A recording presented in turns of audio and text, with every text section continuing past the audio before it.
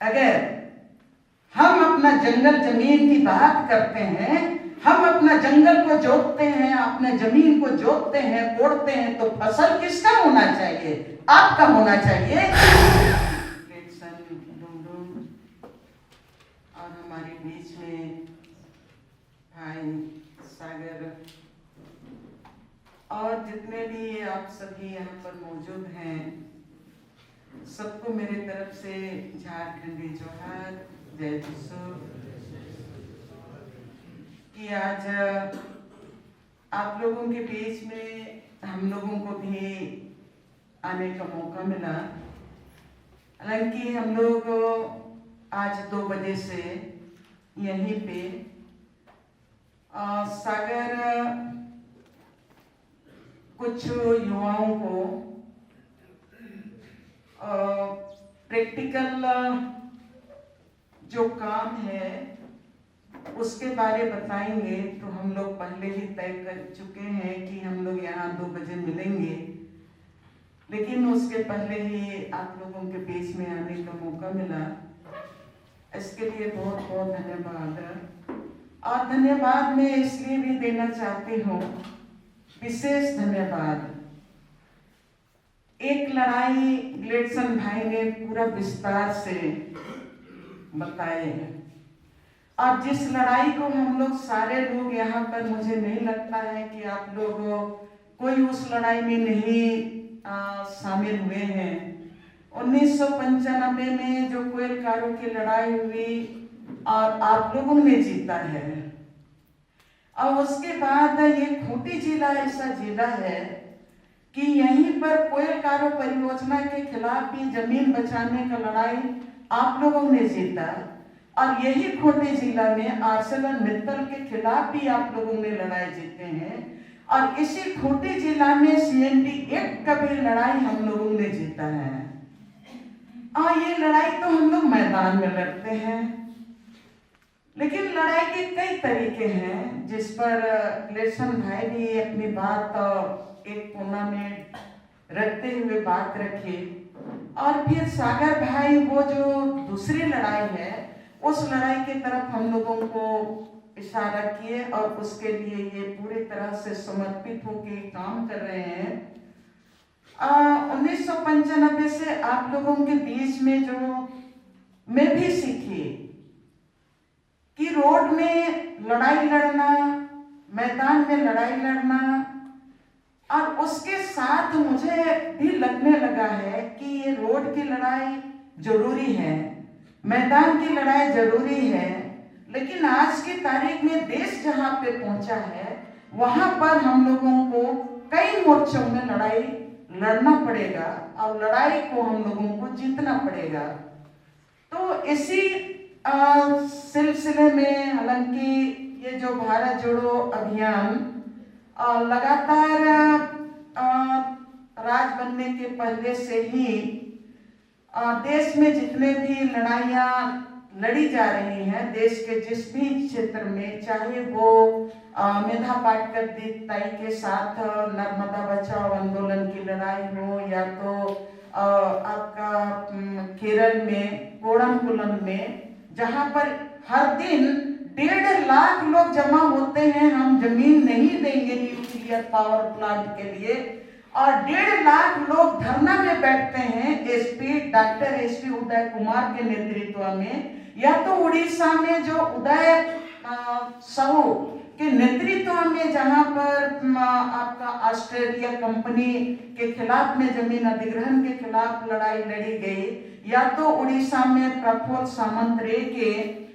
नेतृत्व में आदिवासियों में, वहां के गोणी आदिवासियों ने लड़ाई जीता है, नियमगिरी आंदोलन जीते हैं, या तो जैतापुर में एक महिला साथी हैं, उनके नेतृत्व में लड़ाई जीते हैं, या तो जो आधुनिक तरीके से जो कारपोरेट घराने आपका जो फसल है उसको नष्ट करके, आपके जो बीज हैं उसको नष्ट करके, आपके जो खाद है जैविक खाद उसको नष्ट करके, जो अपना खाद और बीज नए सिरे से, जो केमिकल युक्त बीज और केमिकल युक्त जो हम अनाज दे रहे हैं उनके खिलाफ में लड़ने वाले तमाम जो आंदोलनों का एक मंच है, जन आंदोलनों का मंच है ये भारत जोड़ो अभियान। और 2014 के बाद सबने महसूस किया कि हम भारत की बात करते हैं, संविधान की बात करते हैं, लेकिन 2014 के बाद हमारा संविधान ही खत्म हो रहा है, हमारा भारत देश ही मैंने गुलाम हो रहा है, नीलाम हो रहा है। तब ऐसे में हम कैसे बचेंगे? तब उसको लेके जो मंच बना उसमें पूरे देश से कन्याकुमारी से कश्मीर तक का जन आंदोलन है और वो भारत जोड़ो अभियान के रूप में उभर के आया। और जब 2022 में 21 और 22 में सब एक इकट्ठे होने लगे, मतलब विपक्षी पार्टियां, तब जो भारत जोड़ो अभियान के साथी भी लगातार नफरत छोड़ो, देश बचाओ और संविधान बचाओ यात्रा पूरे देश में हमने जगह जगह पर यात्राएं की।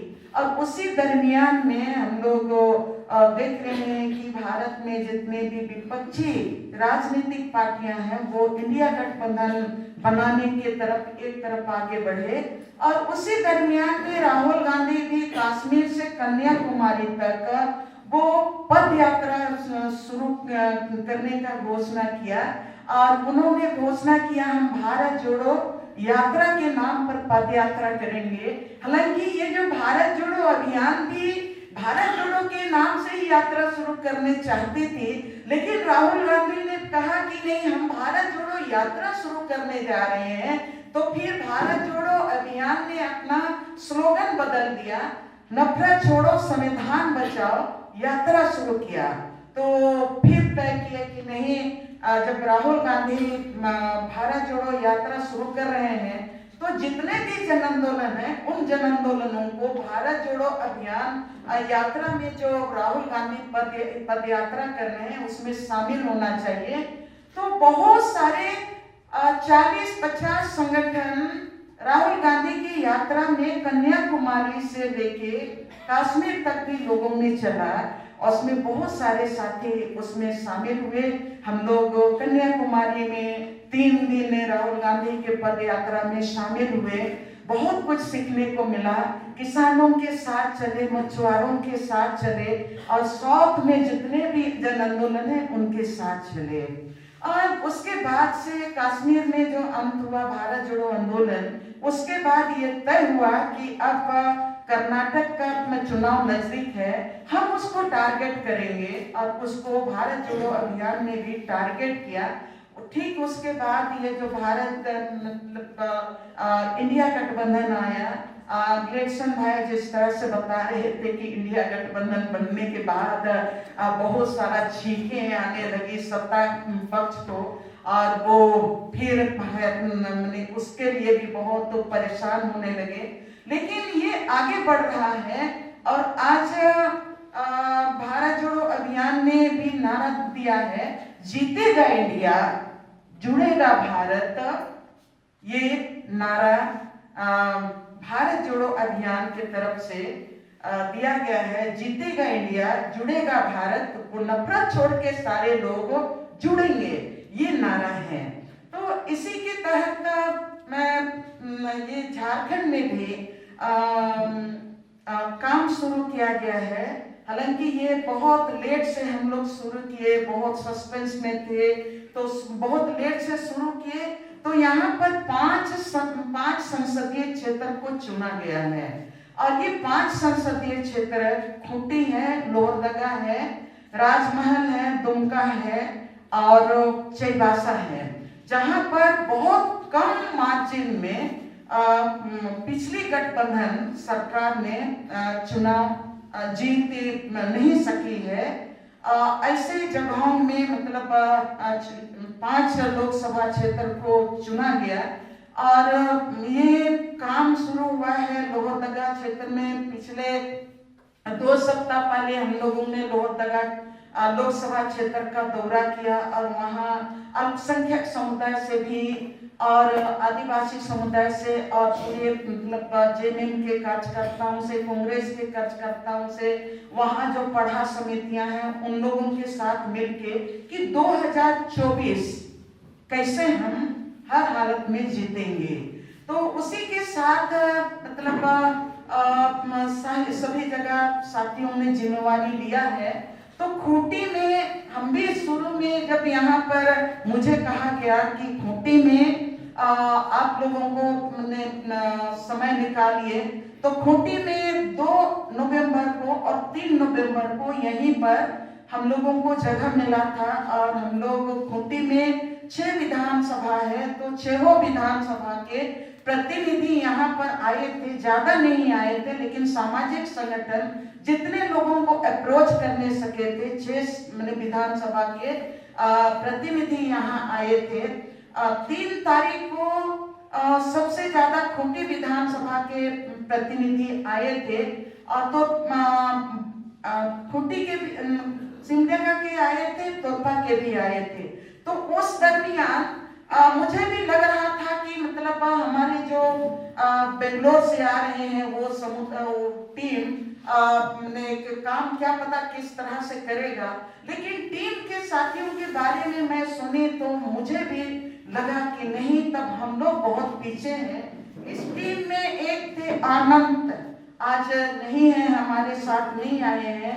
वो उनको कैंसर का बीमारी है, और कैंसर का बीमारी है, वो लास्ट स्टेज में है। लेकिन उन्होंने कहा कि 2024 का चुनाव देश को जीतना होगा, और उसके लिए वो झारखंड में जगह जगह जा रहे हैं। तब लगा कि नहीं, लगना चाहिए। तो आज मैं आप लोगों को धन्यवाद, इसलिए विशेष धन्यवाद देना चाहती हूँ कि आप 2019 का जो रिपोर्ट देखेंगे, 1800 बूथ में से 600 बूथ, पूरे खूंटी लोकसभा का 600 बूथ में एक तरफा वोट आप लोगों ने दिया है। एक तरफा वोट आप लोगों ने दिया है। बहुत कम वोट बीजेपी को मिला है, बहुत कम वोट। कहीं पर कोई बूथ में 1 वोट भी मिला है, 5 भी मिला है, 10 भी मिला है, 15 भी मिला है। मैं भारत जोड़ो अभियान के साथियों को धन्यवाद देना चाहती हूँ। पूरा बारीकी से 600 बूथ का इन्होंने आंकड़ा बनाया है। मैं भी देख के हैरान रह गई कि इस तरह का आंकड़ा जो बनाया है सभी 5 लोकसभा का।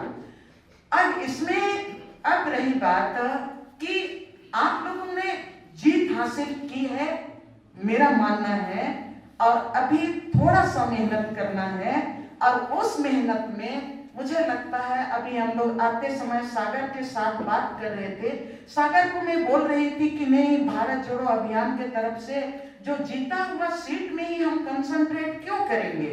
जो पूरा 600 बूथ का स्टडी करने के बाद मैं सागर से बोली कि सागर, वहां तो जो किसमें 25 वोट नहीं मिला है, कहीं पर 30 वोट नहीं मिला है, वो हमारा वोट नहीं है। तो इन्होंने कहा कि नहीं, हम उस एंगल से काम नहीं करेंगे, हम इस एंगल से काम करेंगे कि 600 बूथ में वो टोटल अगर मैंने कांग्रेस को गया है उस समय, तो वहां से अभी नए जो वोटर्स जो नामांकन होगा वो कांग्रेस के ही वोटर्स होंगे। तो वहां से जितना भी 25 साल का लड़कों का, युवाओं का जो नामांकन नहीं हुआ है, उनका अगर हम लोग, आप लोग इनरोल करा देंगे तो वो वोट हमारे लिए बहुत बड़ा रिजल्ट हम लोगों को देगा। तो इस स्तर से हम लोगों को काम करना है। ये अभी हम लोग आगे आके बात कर रहे थे आप लोगों से, मैंने अगली बार हम लोग और भी बात करेंगे। अभी मैं इतने ही कि एक बड़ा स्टडी इन्होंने किया है, आप लोगों को चाहिए तो वो स्टडी का ये मतलब हम लोग जरूर देंगे। पिछला बार भी हम लोग यहाँ पर जो रखे थे पूरा आंकड़ा के साथ। अंतिम में मैं ये कहना चाहती हूँ, जो इलेक्शन भी कहे थे और मैं हमेशा सोचते रहती हूँ, झारखंड आपका, जंगल आपका, जमीन आपका, जिसको आप लड़के बनाते हैं और उसकी रक्षा भी आप करते हैं, और यहाँ पर 63% वोटर्स ओनली आदिवासी हैं। 63% आदिवासी हैं, उसमें क्रिश्चियन वोटर्स 27% हैं। अगर हम अपना जंगल जमीन की बात करते हैं, हम अपना जंगल को जोतते हैं, अपने जमीन को जोतते हैं, कोड़ते हैं, तो फसल किसका होना चाहिए? आपका होना चाहिए, ना कि कोई दूसरे का फसल होना चाहिए। तो ये लड़ाई हम कैसे जीतेंगे? इसके लिए अभी थोड़ा सा हम लोगों को आपस में जो भी गीला शिकवा है, मुझे लगता है इस राज्य के लिए, इस देश के लिए गीला शिकवा को दूर करके हम कैसे 2024 हम पार करेंगे, जहां पर अपना संविधान वापस खींच के लाएंगे। CNT एक्ट में जो ग्लेडसन बता रहे थे, 5वें अनुसूची ऊपर से कानून ला के तमाम चीजों को वो खींच के एक तरफ कर दिया, वो किस तरह से वापस लाएंगे, उसी की तैयारी हम लोग कर रहे हैं, पूरे झारखंड में घूम रहे हैं। मैं फिर से अपनी बात रखने के लिए आप लोगों को भी मैं धन्यवाद देना चाहती हूँ, पूरा उम्मीद के साथ कि हम लोग आगे बढ़ेंगे। सबको फिर से मेरा जोहार।